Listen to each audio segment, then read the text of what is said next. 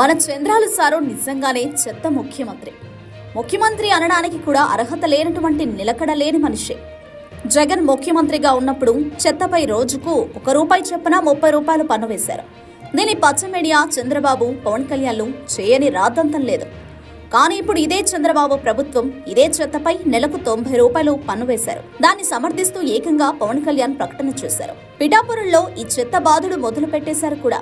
పిఠాపురం నియోజకవర్గంలో ఇళ్లు, దుకాణాలు, ప్రభుత్వ కార్యాలయాలు, ఇతర వ్యాపార వాణిజ్య సంస్థల నుంచి రోజు ఉదయం సాయంత్రం చెత్త సేకరించేందుకు ₹3 చొప్పున నెలకు ₹90 వసూలును ముక్కుపిండి వసూలు చేస్తున్నారు. దుకాణాలు, వ్యాపార సంస్థల నుంచి నెలకు ₹150 ఛార్జ్ చేస్తున్నారు.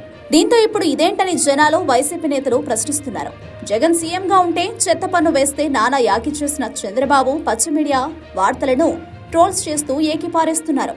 జగన్ను మించి చెత్త పన్ను వేస్తున్న చెత్త ముఖ్యమంత్రి బాబు అంటూ నెటిజన్లు ఓ రేంజ్ లో ఆడేసుకుంటున్నారు. ఇప్పుడు ఈ వీడియో సోషల్ మీడియాలో తెగ వైరల్ అవుతోంది. పవన్ కళ్యాణ్ గారు రోజుకి ₹3 చెత్త ఎత్తినందుకు డబ్బులు కలెక్ట్ చేయండి అని చెప్పారు. మరి జగన్మోహన్ రెడ్డి గారు ఏం చెప్పారు? అదే కదా, ఆయన ₹30, ₹60 కదా. మరి మీరేమో ₹90 కలెక్ట్ చేయమని చెప్తున్నారు కదా. మీరు అపోజిషన్లో ఉన్నప్పుడేమో చెత్త మీద పన్ను వసూలు చేస్తారా, చెత్త ముఖ్యమంత్రి అని ఒకడు, చెత్త నా కొడుకు అని ఒకడు. మరి మిమ్మల్ని ఏమనాలి ఇప్పుడు? అందుకని అంటే చెత్త నా కొడుకులు అంటాను నేను. ఈ పరిపాలన చేస్తున్న వాళ్ళందరూ కూడా చెత్త నా కొడుకులు అంటాను నేను. ఎందుకు చెత్త నా కొడుకులు అంటే చెత్త మీద పన్నేస్తున్నారండి. చెత్త మీద పన్నేసి ఓని చెత్త నా కొడుకులు అనకపోతే ఏమంటాడు మనం? జగన్మోహన్ రెడ్డి ₹2 వసూలు చేశాడు రోజుకి, మనం ₹3 వసూలు చేద్దామని చెప్తున్నారు.